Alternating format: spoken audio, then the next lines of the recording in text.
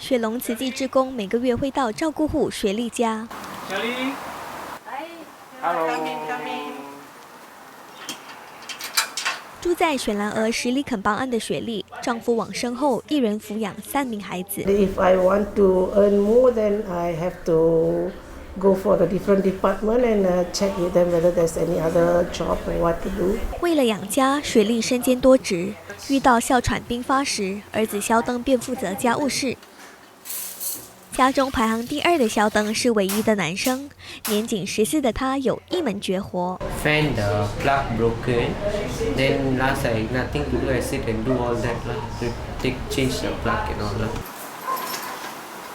Buying a new thing also is more expensive than repair the thing, so I do the repair lah.